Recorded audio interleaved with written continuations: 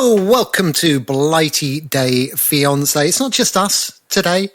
There's me, as usual. I'm Robin, hello. And Michelle is there, my wife. She's American, I'm British. Say hi.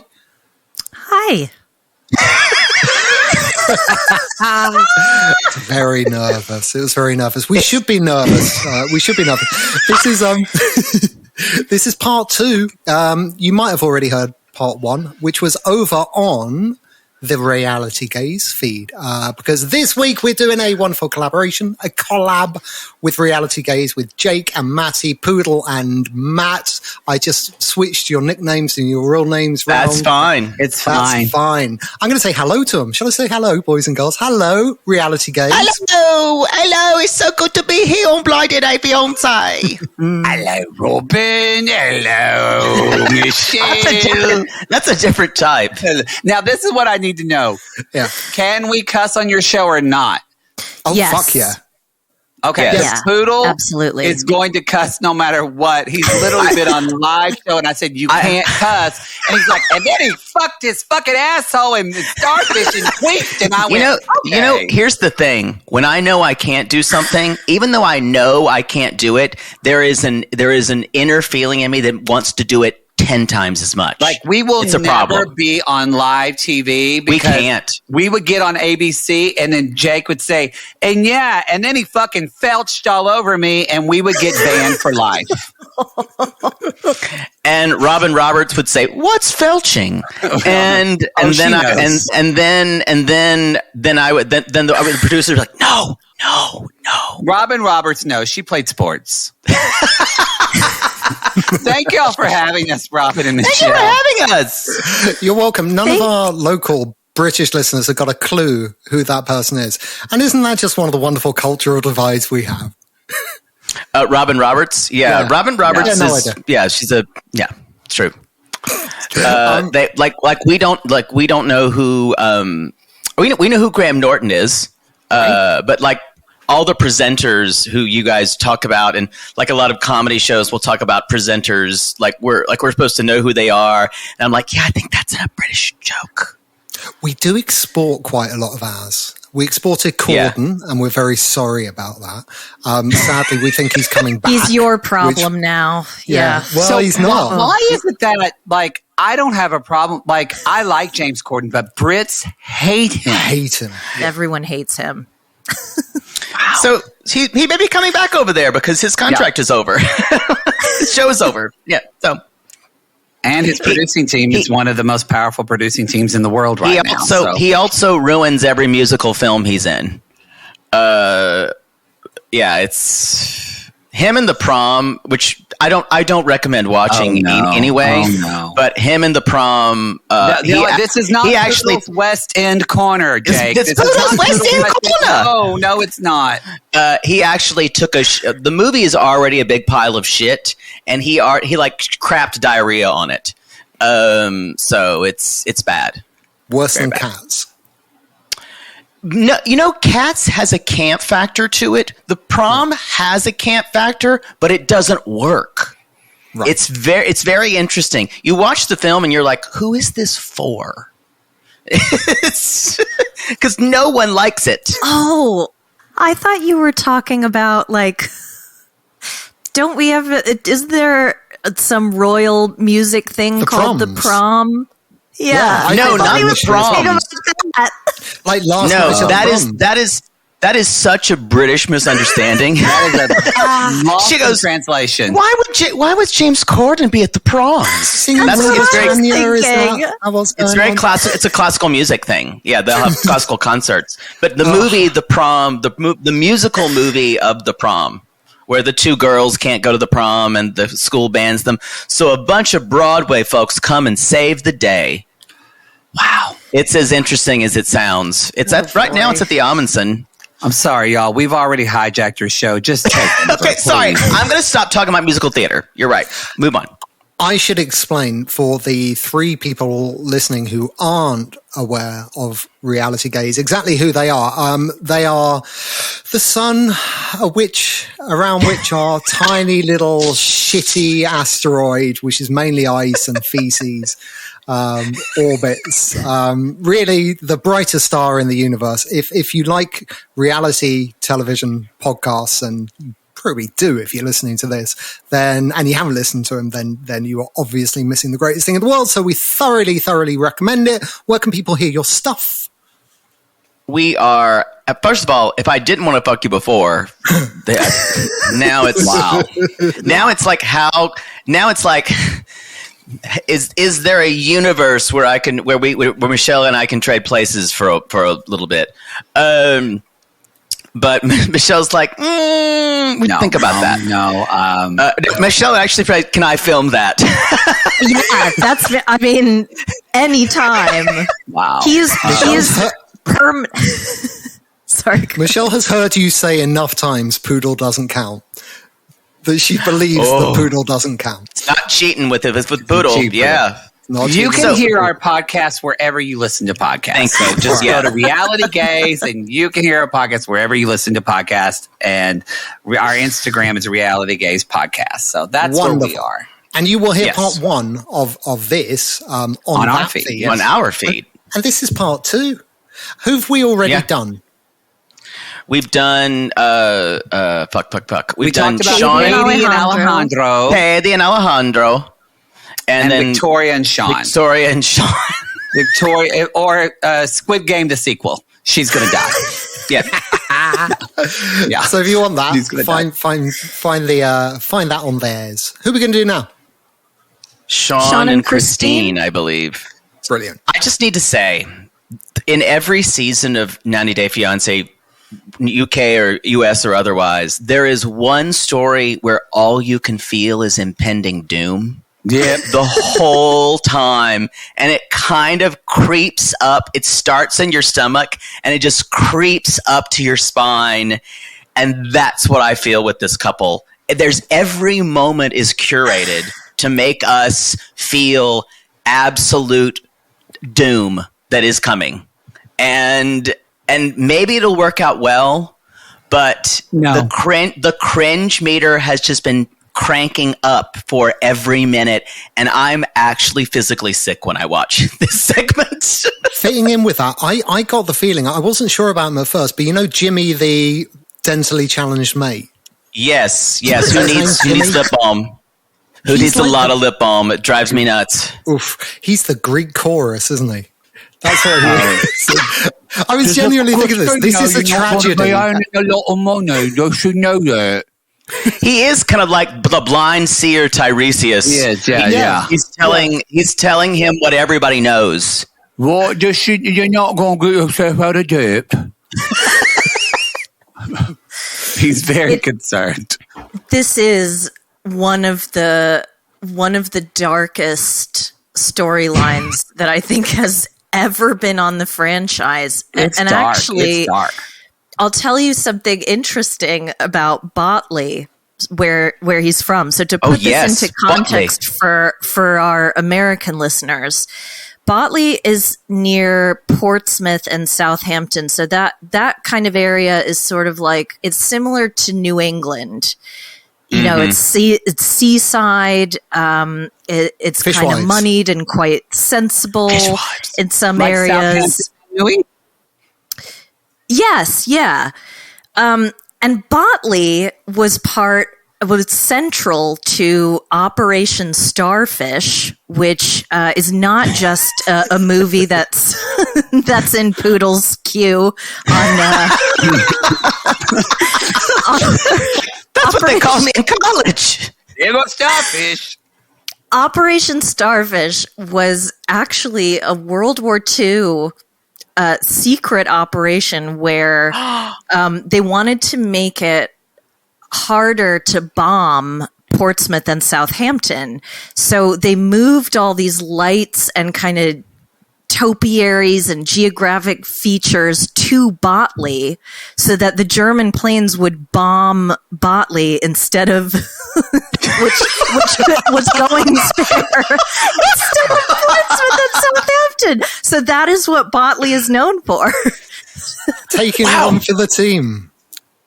I was going to say that it was during World War II. They found a gay guy who would just flip his ass and so all the missiles would just like hit this huge gay guy's starfish.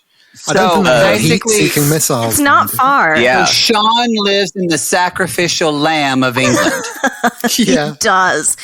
He lives in like he lives in like a not nice part of New England in the off season, like New Haven. I said, but without you said Yale? It, not me. Yeah, yeah. Or although less, or more colloquial, kind of more like where Evelyn Cormier is from. Yeah, I'm sure. Yeah, somewhere like that. Yeah, like very villagey and kind of yeah. So it's more akin to that. I live in Claremont is where I love. I will say we just finished that season, and I must say when that season started, we loved to hate her as the villain, and she actually came out the winner. Even though I still kind of hate her, but David was so awful and turned out being the terrible one. And I wish her all the best. I mean, whoa, that guy. I even saw later, like, he didn't even come watch her on American Idol. No, he stayed in Claremont. Her wife and I went, he didn't support that career at all. He wanted her to get knocked up and be barefoot and pregnant and just suck his mediocre dick. I don't think he even went that. I think he's like a prayer closet Christian. Like, I think very Lydia. I think he has so much shame that I bet he's a never nude. Like, he showers a little. Tobias Finke. Yeah. So speaking, does he have more shame than Sean or no? Because Sean is just walking shame monster. As Brene Brown would say, just a walking shame spiral. Just this guy is in so much fucking debt. I mean, I blame that horrible mum for a lot of it. I can just see the shame and the way the way they talk about him. It's awful. Like something happened to Sean in his childhood, not to psychoanalyze too, but like there's some fucking trauma, and the way that and then the idea that Sean also. It's also just the gall to say, I'm not going to tell her about all this money problem for Christine. I'm going to wait till she gets here after a 14-hour flight from the Philippines. Then I'm going to tell her about that I have no money face to face. And it's after just... she's torn her family apart. Yeah. Yes! Yeah. Oh. And it's going to be hard over... to hate him for it. Yeah. It's going to be over a romantic dinner of nuked lasagna in the dirty dishes that he's hidden in his cupboards, which give me such a bad anxiety. There's dirty dishes hidden in those cupboards. You're right. Only he hid the dishes in his cupboard, though. That's what I'm thinking. Like, as a single man, I back in the day, I know very well how to make a place look clean. You can get away with it for the first night or two. There is such bullshit in him going, it's too expensive to make it look good. It doesn't cost anything to wash some dishes. There's a box in the kids' room, which is like this cardboard box with an umbrella sticking out of it. And I'm like, is that a supporting cardboard box? Like a foundational? Yeah. Is that load bearing? Is that load bearing? Is the ceiling going to come down if that umbrella moves? Yeah. It is like, it doesn't cost any money to throw the fucking box away. No. You're Well, this doesn't make sense. I'm trying to reason this out. Why? So he needs money. I think that's your first mistake. Yeah. He needs money. He had a job as a manager. Cleaning manager. But that guy. Basically he says I had to step down from being a manager. So why would you step? Because he said it was so stressful. What's stressful about just taking calls from your fiance? You're not taking care of your child. Like you, there's nothing. I don't understand how that is so stressful that he can't work. It makes sense to me. I don't get it. The honest truth is crushing depression is stressful. And I just don't, he's not well. He's just not He's well. not well. No, that's a good point. And that's what makes me a little bit uncomfortable about it, because I think that what he's doing is monstrous. It really is. But it's financial abuse. It's financial abuse, but he is fucking spiraling, and he's making terrible, terrible decisions. Like, I can't cope with this, so I'll get the worst job, and apparently that will make me cope better. That's just going to make things much, much worse. But it's honestly, he's not well. I haven't heard a more cringe-inducing statement. It washed over me. I watched it last night, and I thought about it this morning, and it was still washing over me. And he told his friend Jimmy, "Money doesn't buy happiness. Love does." And I went, there's so many things wrong with that statement when you think about it. Well, that's not the poodle. That's not the Poodle Anthony code of conduct. No, I learned from the Olga Poodleskaya thing. It's not money doesn't buy happiness. The wallet that you've stolen from your rich husband does.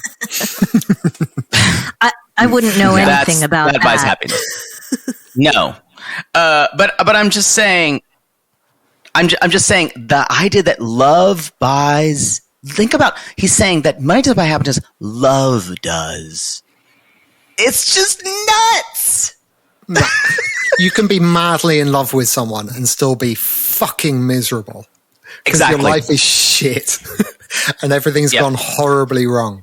I've always looked to you, Poodle, for financial advice, and you've spoken many times over the years about the necessity for financial disclosure. And before me and Michelle got married, I was thinking, saying to her, we really should, follow all the instructions that Poodle has given, and I probably need full access to your financial records. And three credit reports, all of them.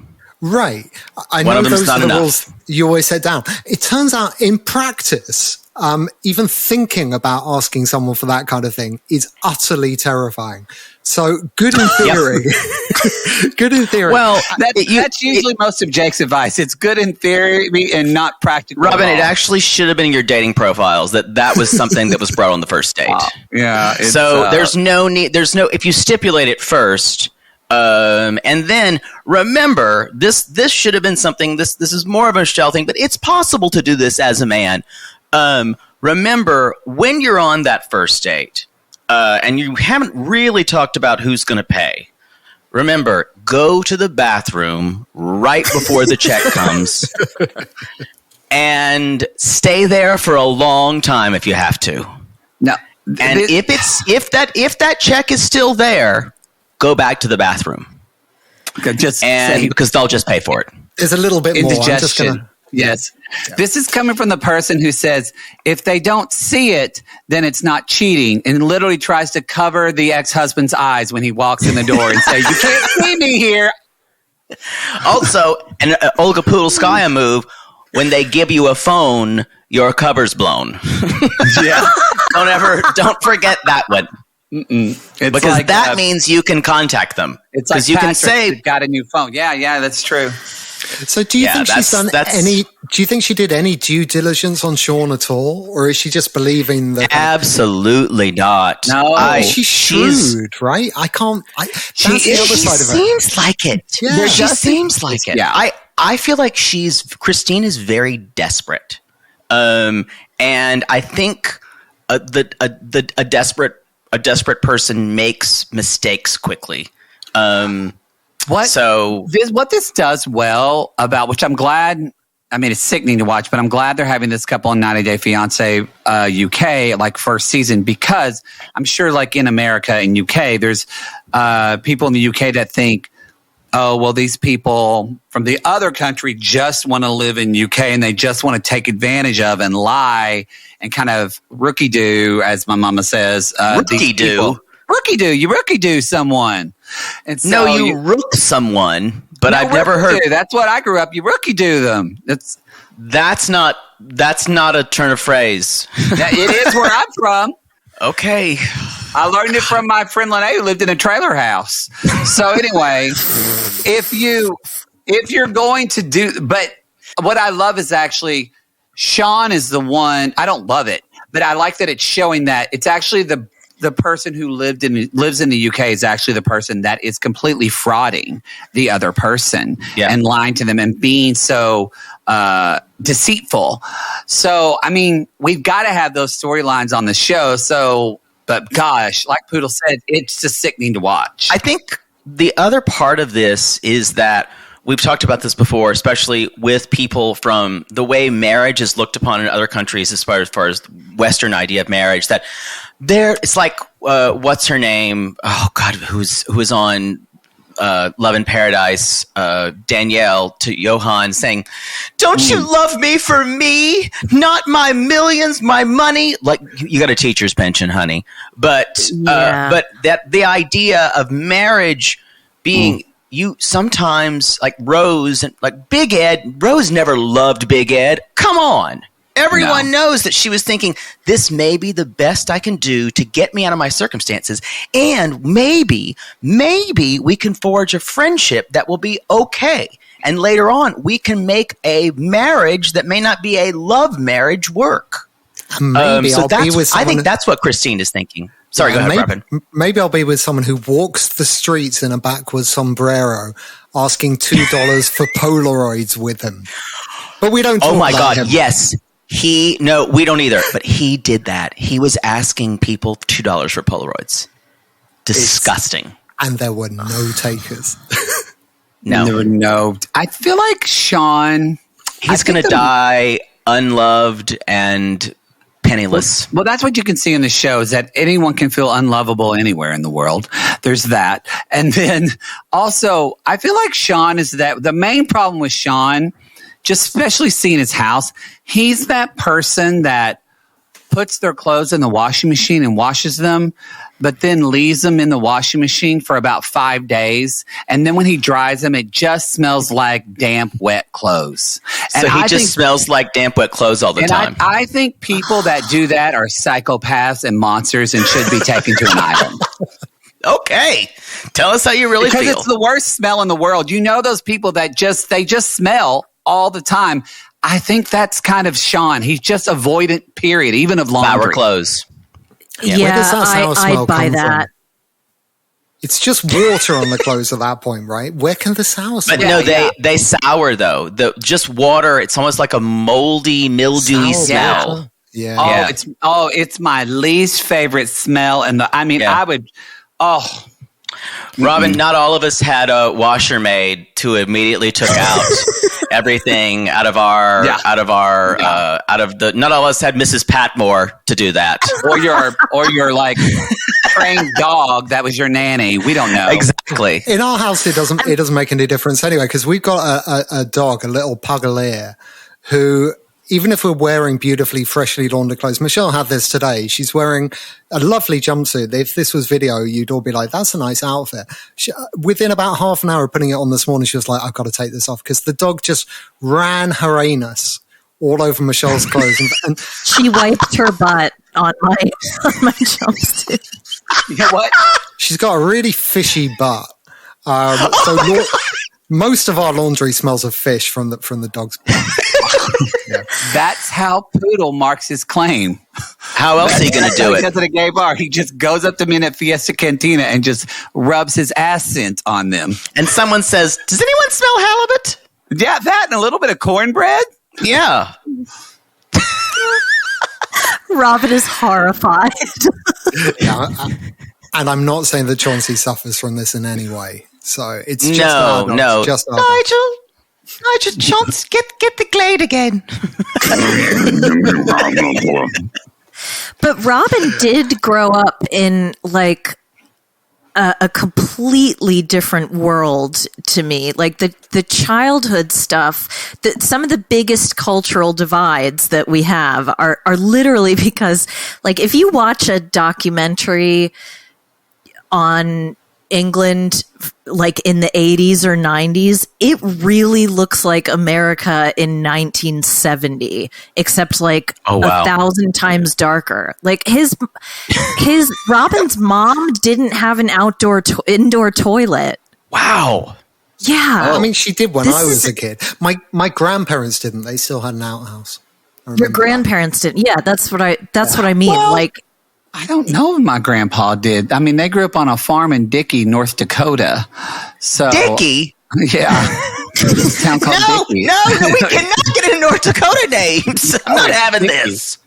I'm putting an embargo on that now. Well, my grandma, she grew up in a covered wagon. I know. I've heard they didn't have a toilet either. So I think grandparents here could not have a toilet. No, that was my great grandparents. It was outhouse. Yeah. But it was pretty bleak here until, I mean, love her or hate her, and the vast majority of people hate her, Thatcher. But it was only then that. Why are they mentioning my girl Maggie? Oh, those were the days.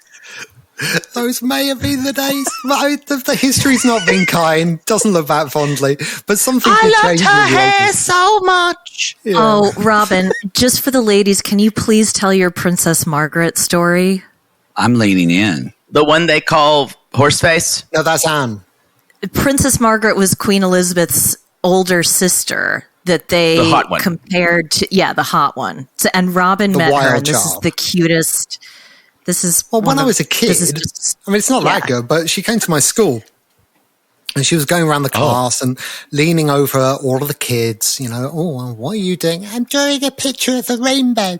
What are you doing? I'm trying to work out what 2 times 2 is, but I don't really know. And she'd go around and she leaned over my shoulder. What are you doing? And I just turned around and went, none of your business. Didn't go down well. Didn't go down well. Headmaster was not pleased with this one whipped. Do they still whip children? It's not as bad as what I did to the Queen at a much more advanced adult part of my life. I have Wait, you met the Queen? You actually met the Queen? Please don't tell that story. Michelle's head is in her hands. It is massively inappropriate. It's not gonna wash. It's very. The next time we're coming to England, we're getting drunk with Robin, and he's just gonna tell us shit. He can tell the story then, but this is offensive to both Americans and the British. So my favorite. So Robin is a poodle, apparently. And Michelle is a Maddie.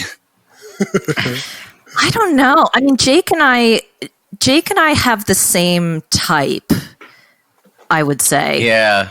Dirtbag pirates. Robin does have a pirate look to him. He's got a pretty good, scruff beard. Yeah. Right? Yeah, if I had my choice, dirtbag pirates every time. Oof. And Robin has that gorgeous Mediterranean complexion, so you don't really know where he's from necessarily. Oh, the podcast is going really well. Does everyone agree? It could be from anywhere. Really We're just objectifying Robin. Yeah. Oh man. He could be Israeli, North African, Greek. You don't know. We should just call this podcast 3 Dick Pigs and a Nice Dick. He smells of the Mediterranean, though. Still got the salt brine on him. Anyway, sorry, we went somewhere. Y'all continue your show. Should we get back to Christina? We're Christine 24 hours Sean. earlier with Christina. Yeah, Christine. Yeah. So she's saying goodbye to her 3 older children. Yeah, they're old. They're older teenagers. Yes. I really wasn't that sad that she was leaving. I'm like, they're grown. Yeah, they're fine. I mean, one of your sons has a thigh tattoo. He's fine on his own. When your kids have tats, it's okay to leave. Yeah, her kids are fine. I think it's her parents that she's worried about, and most crucially, she tells them that Sean is going to keep sending money to look after them. And take care of all of them. Ding, ding, ding. Which is, yeah. And Sean tells Jimmy that he's not going to, but he definitely said he would. Definitely He's going to. Yeah. He's going to. She also says, and I thought this was very poetic, my heart is like a crumpled piece of paper. You know those crumpled pieces of paper? What? By which you mean the thing that should be thrown out? Yes. I I understand. I just liked it how she's like, those things when you crumple up a piece of paper. Like she had to make sure we knew what it was. That you followed. Oh God, that's the thing. None of this is so unpolished. That's why I love it, because someone like this is not Jabri's wedding vows. This is not a spoken word slam poetry moment. Mm-mm. This is her just saying the first thing she thought of. My heart, like when someone has a piece of copier paper they don't need and they just throw it away. That's what my heart is. That's what my heart feels, and that's wonderfully refreshing. There's no I, and I traveled around and I drove 1,000 miles for you. None of that. Just a piece of paper. We still haven't made it through all of the weddings because I keep turning it off because I get really angry. I'm like, put something else on. It's so you know, Jabri and Miona, it's not a wedding; it's just a music video shoot. So as long as you tell yourself that, then it all makes sense. Yeah. It was hard. That one was hard for me. We enjoyed the good fella marrying Thais and Patrick in that Gucci suit, that Gucci tracksuit. Yeah, it was. It's really hard. No, genuinely, we can't watch that episode. We have tried a few times, and we're like, we've. One of the worst finales in a long time. A lot of people pieced out on 90 Day this season because it was so not good. At least at the end. It's going to be hard for them to keep people for hay too. But I will say that these that we're talking about are the only two people I don't want to get married on 90 Day UK. The others, it could be all right, but this is what you guys call DOA, 90 Day DOA. It's DOA, and I would enjoy. I think they are going to get married. I'm a little scared of what might happen with if Bridie and Host ever live together, because they're going to try to nightly kill one another. But also then fuck in the morning. Oh God, I would watch that sex tape 100%. He's like, when Michelle's like, yes. You'd watch Uncle Wissam. That's what you'd watch. You'd watch it. Oh, that's the one you like. Love Uncle Wissam. I love him. I think that they're a really compelling couple too, even though they have their own problems. But I think that story is going to be interesting to follow. Yeah, there's no romantic love with Sean. None of that. There's no chemistry. There's nothing that. No, zero. It's just neediness. Just the need to fill the hollow void. Crippling anxiety. Which reminds me of the tiny, unpleasant, nasty person we were sort of referring to earlier, right?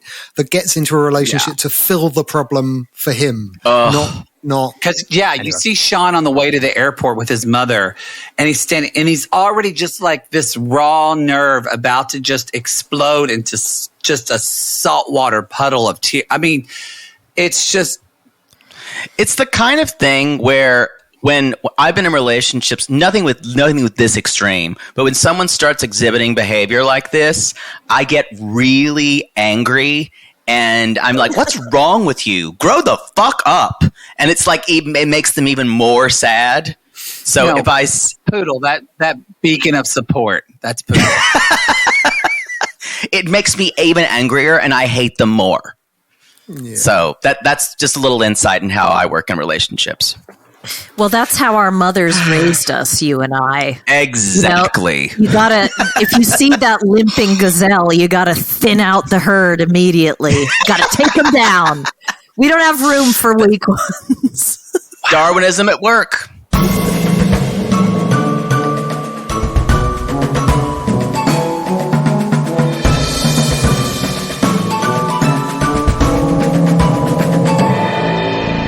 Which leaves us with Richard and Pip and Kathleen. Oh, I'm the little mole right on Richard's head. I'm the big brain.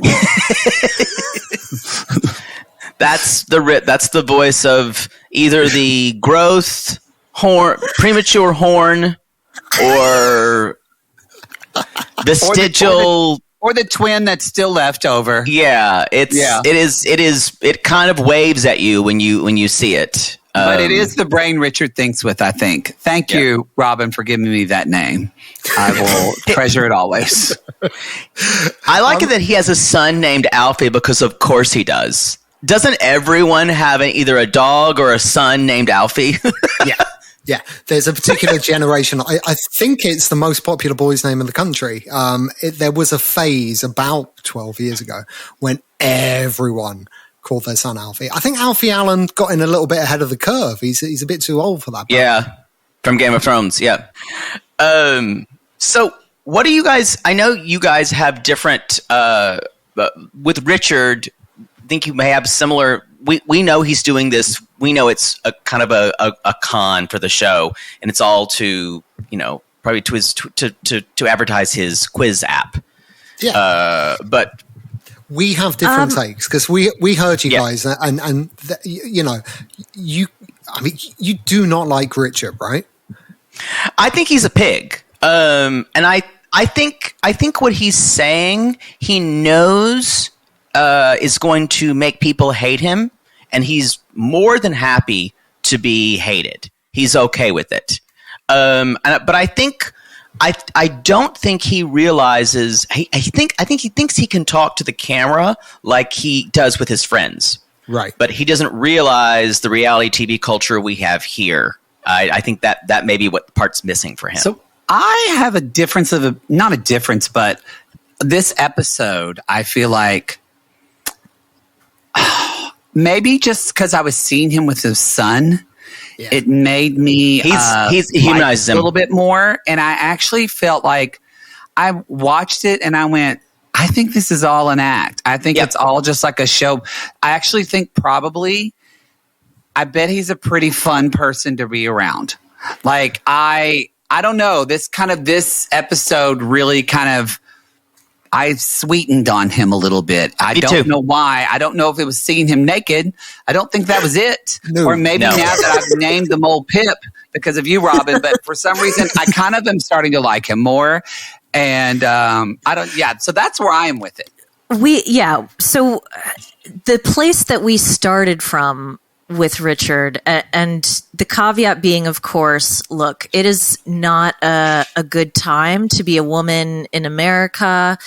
I feel every bit of that with my American sisters, and me not living in that country doesn't mean that I don't, completely stand with them. And right. I shouldn't say sisters. I should say sisters and fellow holders of uteruses. Uteruses. With all of that, uterati, my fellow uterati. Yeah. I have very little patience for any misogynistic language or anything that even flirts with that. But I do think that Richard unwittingly got tarred with that brush because of the words that were being used in association with him, because of the way that his friends were talking about him, because of the conversations they were having. And, a lot of it is production going, and in the UK, we have what are called pantos. I don't know if there is an American equivalent. There isn't. But I'm familiar with a British pantomime. Yeah, that culture. Yeah, so a British pantomime, so it's basically like a play that happens at Christmas and sometimes during the summer. And there are types in the pantomime. It's usually like Cinderella or what was the one that we saw? The one that we saw was weird, Robin.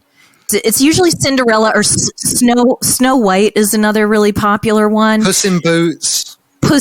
So they're these recognizable fairy tales, and the elements that you have to have are there's like a handsome young hero. Usually he did like children's television 15 years ago or something. There's like a little sweetheart who's off a soap opera. And then there's a pantomime. There's usually a man in drag, a drag performer. Yep. Nigel Lithgow, the guy who did So You Think You Can Dance, does them here, but they don't take off. Oh, okay. Oh, that's sad. But and then and then there's the villain, right? And as the audience, when you see the villain, you like go, boo, and you have this huge outsized reaction. And the whole point is that like it's all audience participation, these pantos. So you're kind of cued. And so I think this is a little bit like that, where we recognize the panto villain, but really who he is deep down inside is like, he's more of a Michael Scott, like from The Office. Do you know what I mean? Like that makes sense. Yeah. He's desperate for people to find him funny, and he's gonna adjust that to the audience. And particularly when you're a quiz master at a pub, that is a really difficult job. You have to appeal to the entire audience, many of whom are super drunk at a certain point, and you need to kind of be able to roll with all different stages of the night. Am I making sense, Robin? No. So he's kind of being like a ringmaster. He has to be that kind of carnival barker. Yeah. Doing a live show with Jake. He's just going to get drunker by the end of the show. Yeah. I'm going to have to deal with that. And so it's just kind of, I've got to wear a lot of different hats. Like there's going to be someone's husband he's going to like go off with. I've got to go find him. I'll pass out and wake up and snort. Yeah. Clean the vomit off of his chin for the next show. That's where I am. What it is like, look, we all listened to a bunch of stand-up or watched a bunch of stand-up 20 years ago that when you look back on it, you would go, fucking hell, the things that we used to laugh about, right? Right. And any one of us... He's a relic of that. There are some parts of the country, there are some cultures where the message hasn't quite got through that that's not okay. But in the same way that you can't necessarily go back and hang a comedian for the material they did back when people thought that was funny, right? Right. Is that fair? I think that's fair. Some of those comedians, like Louis C.K., there's other reasons to really hate him besides that. But I wouldn't go back and listen to his old material and just say that because he used to say fag 15 times a minute, right? And it was vile listening to it now. You go back and you listen to like early Eddie Murphy or something, it's really unpleasant stuff. But it was different then. And in the same way we tolerate our grandparents, saying things that are a bit racist and a bit homophobic, and we've all moved on. You have to remember where he comes from.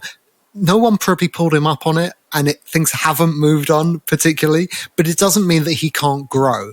And I think what we're going to see in this season is a man start to grow, but where we're really going to see it is between seasons, when he's seen how this plays on television. He's seen how people take it, and he's going to go, oh, fuck, I didn't mean to hurt anyone. And I think he will grow the hell up because of it. Yeah. Or cut to 6 weeks from now, he's going to double down and actually be a raging asshole, and we'll all go, whoops. Well, that's the thing. He could disappoint us. But the other thing about people who are in a position of being and I know Quizmaster sounds like a really nerdy thing, but I can't think of anything to compare it to really, but it's like doing stand-up constantly, and you also get accustomed to saying things that shock people because it gets their attention and it pulls them out of, whatever they're doing. Like the quiz that they showed. That's really true. Yeah. So I think, and this isn't me justifying the words that he's used or the language that he uses or any of that. I'm not saying that any of that is acceptable, but I'm saying that Richard's role in his professional life and in his personal life, I think the lines blur a little bit, and it's an exhausting way to live, because you're on all the time. And his poor ex-wife is like, oh, thank God he's going to go see her, and I'm done.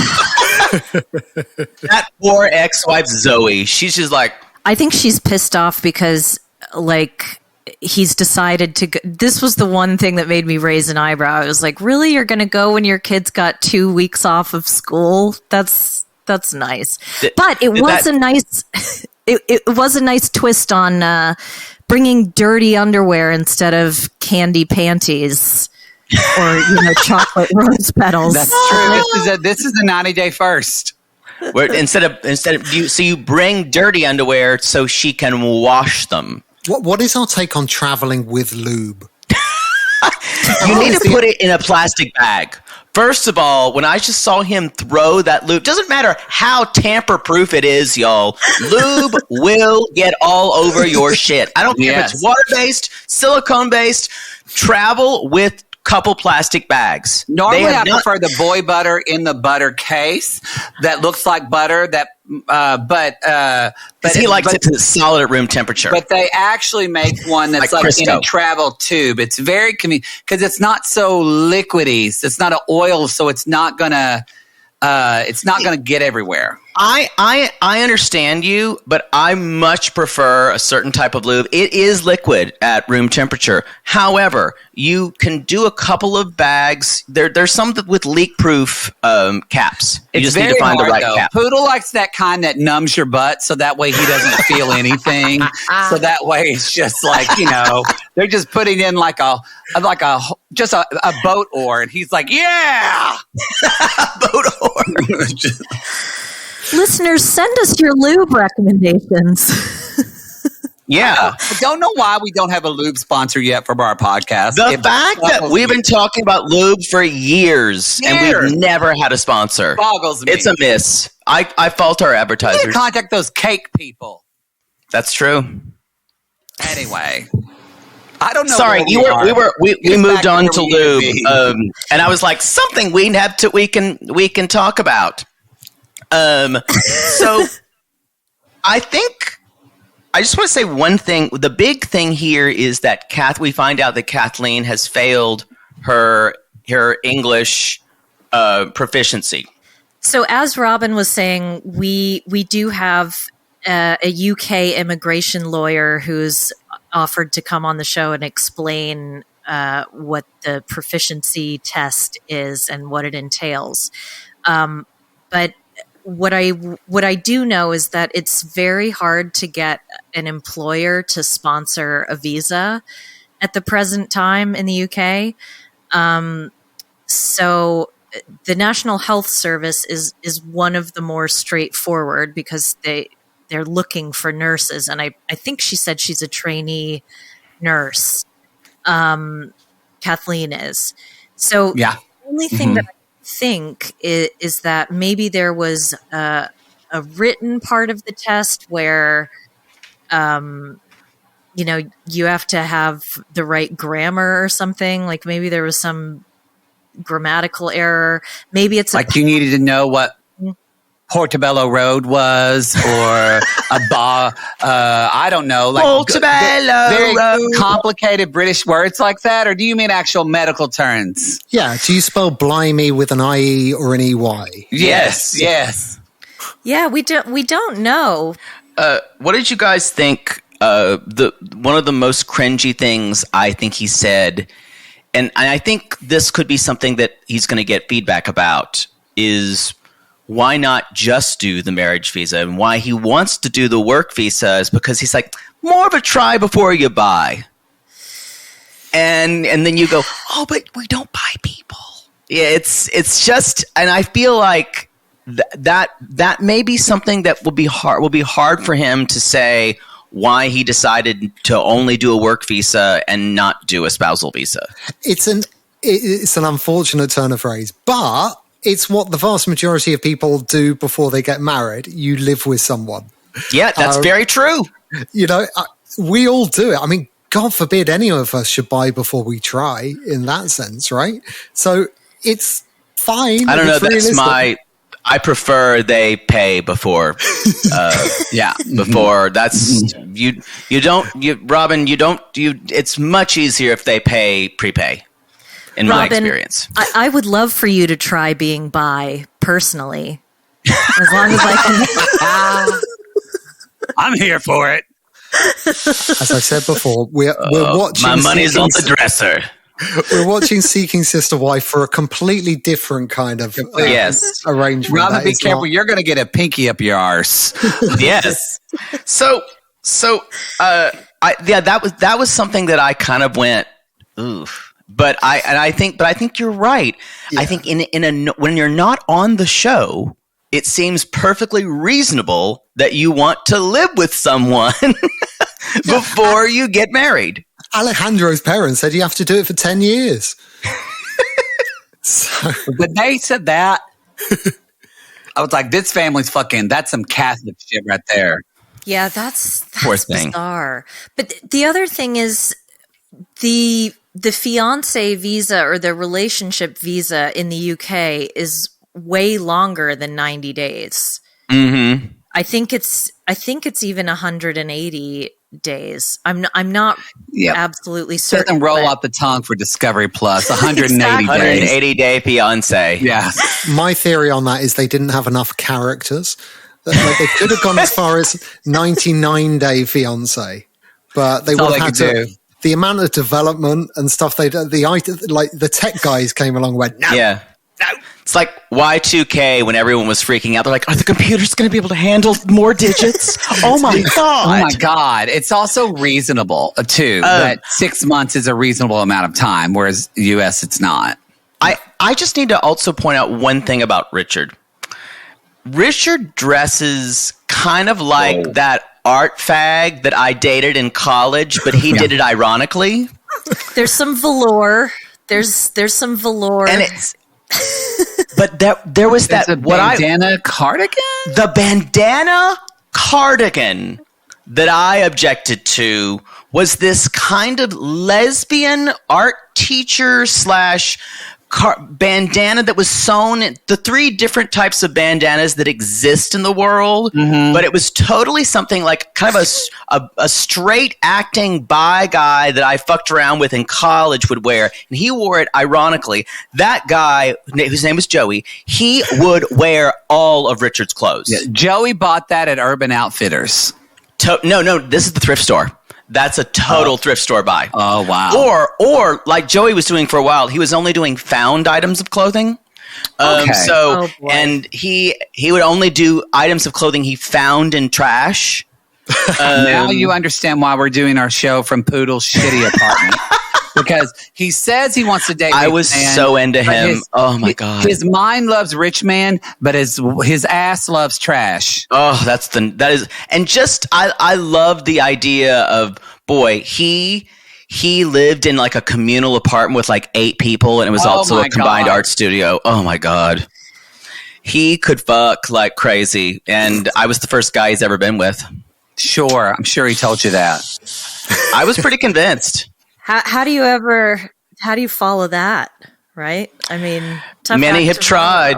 Many have tried. Usually with an antibiotic, a good round of the disease. That's how you follow that. But clothing wise, there's and you guys probably won't know this, but there's a logic to it that straight men tend to stay in terms of their fashion sense. They tend to stay in the time when they got the most pussy.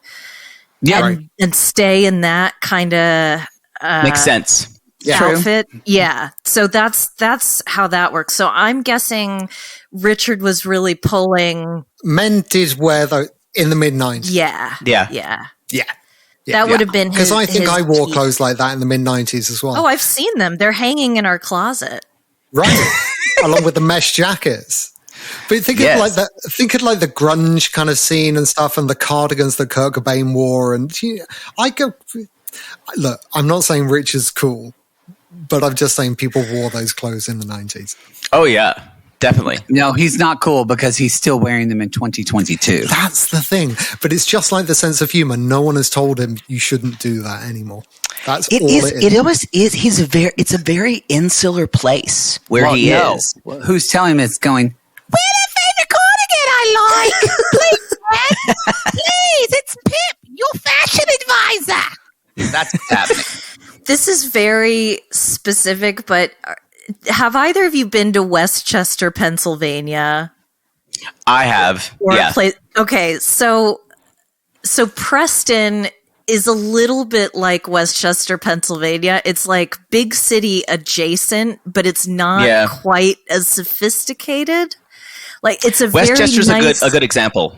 Yeah, like it's very nice. It's very pretty. Like for a post-industrial northwestern city in England, it's a good quality of life. It's got a little bit of artsy stuff, but it's way behind. And there's still Bucks County. Yeah. I worked at Bucks County, and the motto of Westchester we always say is "We're trying." Wow, we're gonna have some people from Westchester. Like most of the time when we come for places, people are like, "Yeah, y'all are right," but the places where people push back have been parts of Ohio and parts of Florida. And I'm like, you have no way to talk. Just be quiet. Most of Pennsylvania people say, yeah, it's awful. As Rob Delaney famously said, the UK is basically Florida with terrible weather. And I don't disagree. Wow. Any more thoughts about Richard and Kathleen? I want to get your full thoughts on the nudist naturist. Oh, naturalist. No, naturist. Well, again, we did this on our pod. You mustn't confuse naturist and naturalist. A naturalist is someone like David Attenborough, right, who enjoys nature and the environment. Jane Goodall. Yeah. A naturist is someone who, and again, to repeat the gags that we've said, it's a libertarian kind of thing. Instead of the right to bear arms, it's the right to bear arms and butts and everything else, right? Oh, very good. Yeah. Very good. I have and this is, I'm not the first person coining this. Most of the people who are nudist are exactly the kind of people who should not be showing so much. They're never like hot, perfect bodies. It's always there's lumpy. I enjoyed the older guy with nipple rings. I like that. I thought that was a good touch. And I'm like, do what you want to, but it's people always think that nudity is or nudism is going to be hot. No. And it's never. It can be freeing. It's rarely hot, unless it's like hot, like I'm temperature hot. No. I don't have a problem with it at all. To be honest, like if someone pays me enough, I wouldn't do it with Jake because I don't want to see Jake naked. But if it was just me in a stand, like they wanted to do stand up and they paid me enough, I'd do it naked. I don't care. You just have to pay me. If everybody else is naked, who gives a shit? Yeah, y'all will be in the production of Hair, right? Yeah, if you pay me, sure. I'd do it. I do it for a lot of money. I think I would. My thing with it seems like when you add naked to something, some things benefit from that more than others. I think naked pub trivia to me doesn't gel as well as other things. Agreed. But again, and this is a particularly British thing. So this is a quirk, totally a richer quirk, because in the late 90s, early 2000s, we had some shows on cable TV, which was topless weather. Yeah. There will be, right? And there was topless darts. You have that naked show where they look at the guys' dicks to see if they want to date them. I think is that a UK show? Yeah, that is a UK show. Yep. One of our famous old presenters, Keith Chegwin, did a game show where he ran around doing it naked. This is John Inman stuff. This is Are You Being Served camp British stuff. It's that harmless nudity, which is just matron, carry on kind of thing. Yeah, that makes sense. It's not sexual. It's Benny Hill.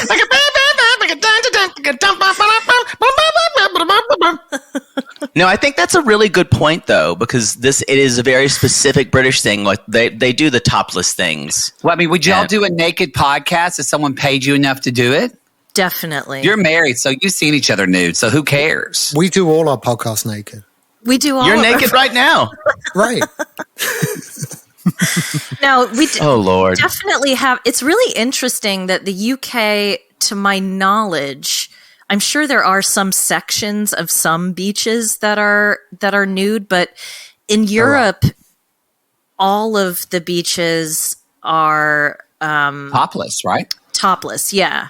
Like it's just it's normal, and Poodle will corroborate this for sure. German people do not wear swimsuits. They do not. They do. That not. is true. To the degree they do wear them, they are so small. They may In the world, for some reason, Germany has decided we're going to mortify you. Yeah. With whatever we have. I'm all for it. Any country where you have a first name Helmut, it stands to reason. Yes. Yeah. I mean, I'm not talking about, I mean like a public swimming pool. Adults go completely naked, like hotels, anywhere.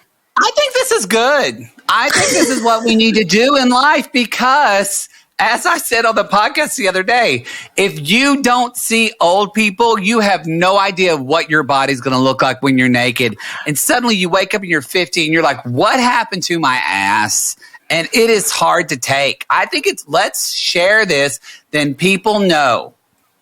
I agree with you, but I'm just saying the thing about nudism and nudity is people always think it's going to be hot. I said that's but I'm saying you're saying it's not. I'm saying that's the predominant cultural idea. Like, ooh, we're gonna go to a nude beach. Everyone's gonna be hot. Is that a predominant American idea, not a European idea? It's not a European idea. It's not a European thing. Yeah, that's what I'm saying. Like you're saying that, but I'm not. I don't think it's a hot thing. I just think it should be normalized. Now, there is another theory as to why this might have been a nude pub quiz.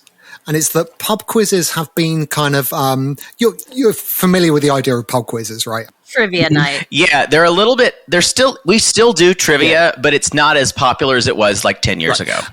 Like I say, most parts of this country, you go 100 miles, you go back 10 years. But actually pub quizzes are still a huge thing all around the country. It's just what people do on a Thursday night. So, yeah. They have been slightly kind of decimated by the advent of the internet and mobile devices because it's really easy to cheat, right? Right. Yeah. Like once upon a time, you'd have like in a pub quiz, you'd have the music round and they play like 5 seconds of a song and you had to identify it or something. Well, Shazam or whatever app you use is going to tell you that now, right? Right. I suspect the good thing about a nude quiz, nowhere to hide that phone. That's true. Oh, that's good. Oh my God. And that would be a good theory were it not for the fact that Richard's app relies on you using a phone.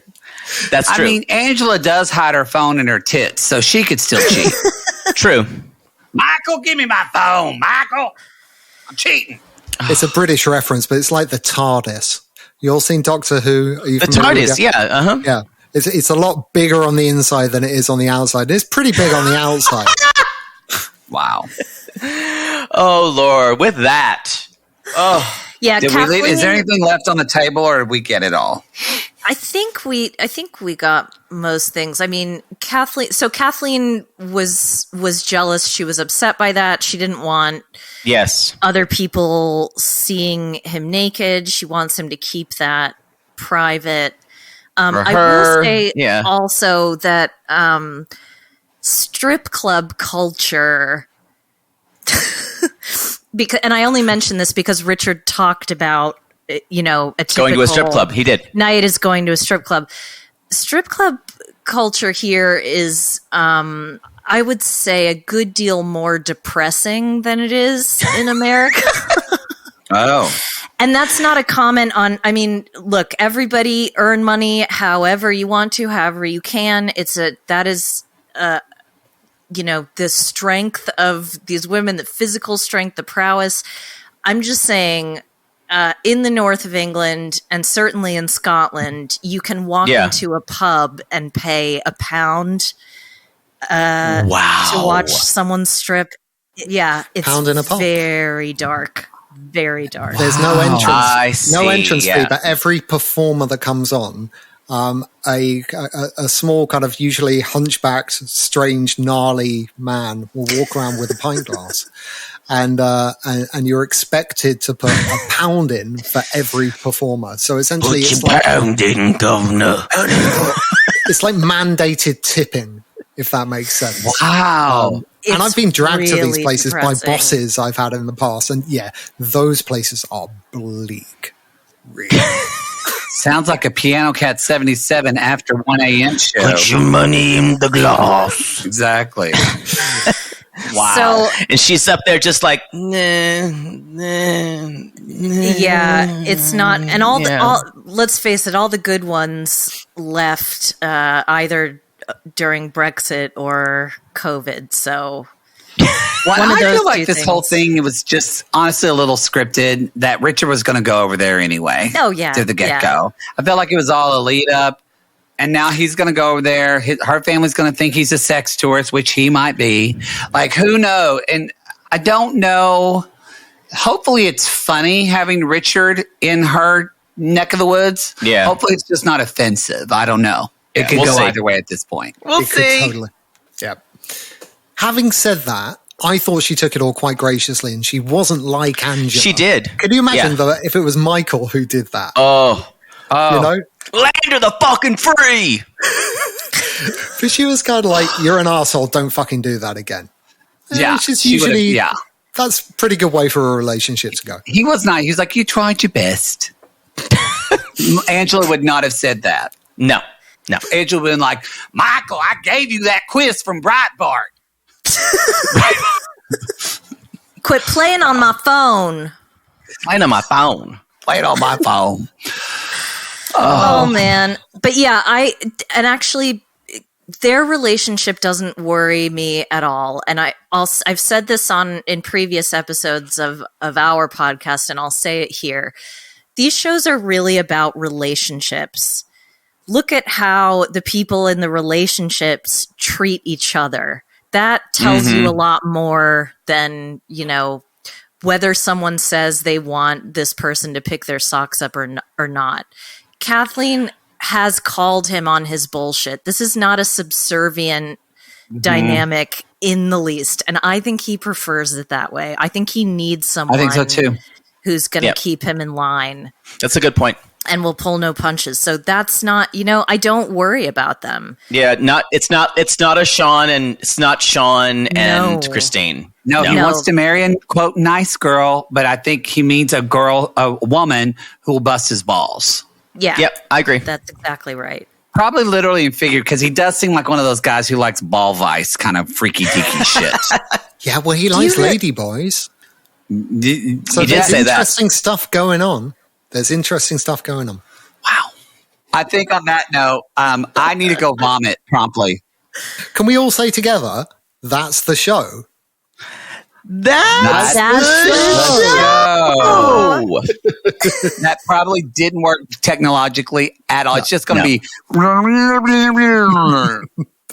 Once again, we stand on, we are the awful little trolls squatting on the shoulders of these giants, so they know how to close out a show. No, my creamy shoulders. Oh God! Don't put them up, Robin.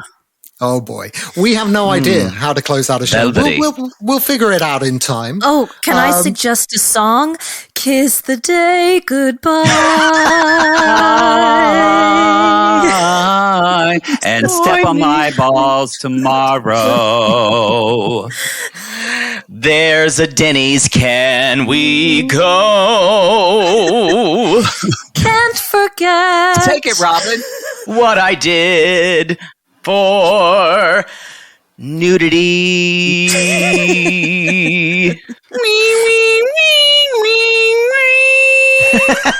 And if Robin started singing, then we would have known is actually bisexual, like you wanted, Michelle, but he didn't. No, I have no musical theatre knowledge whatsoever. Thank you guys for having us on your wonderful show. Thank you for being on our wonderful show. Of course. It's an honor. Reality Gaze for part 1. We will all be back. They will be back with all the other wonderful shows they do. We'll be back with just this one, but we'll do other ones in the future, right, Guy?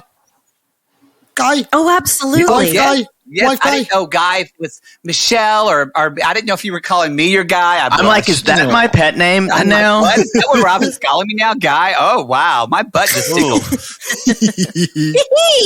Wow. All right, close it up, my love. Thank you for listening. You can find us on Instagram and Twitter at Blighty Day. Email us your thoughts, and please rate and review us on Apple Podcasts. It helps other people find the show. And as my 10-year-old stepson, Alfie would say, see you soon. See you soon.